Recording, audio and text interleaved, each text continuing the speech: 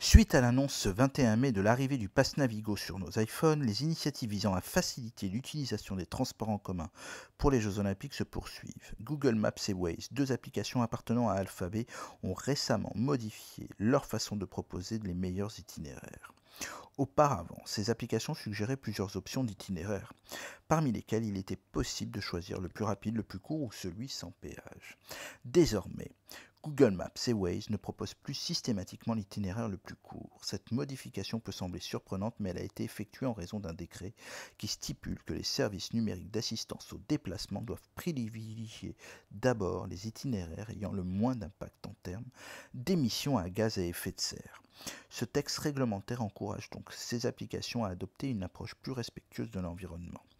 Désormais, les itinéraires proposés par défaut sont ceux qui ont le moins d'impact environnemental et non plus nécessairement les plus courts. L'empreinte carbone de chaque trajet est clairement affichée, permettant aux utilisateurs de faire un choix éclairé.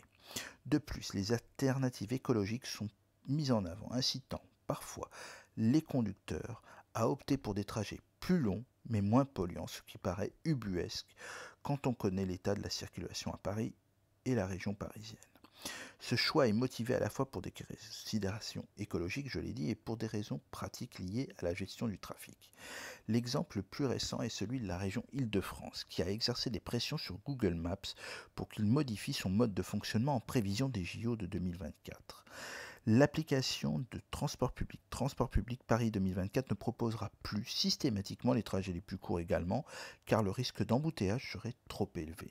À la place, elle privilégiera des itinéraires alternatifs permettant une meilleure répartition des voyageurs et une réduction de congestion globale lors de cet événement.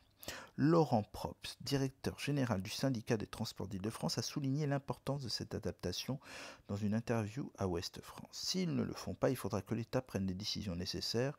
On leur demandera de fermer les applications. Bon, vous le voyez, c'est une déclaration très forte qui montre que les autorités prennent ce problème très au sérieux.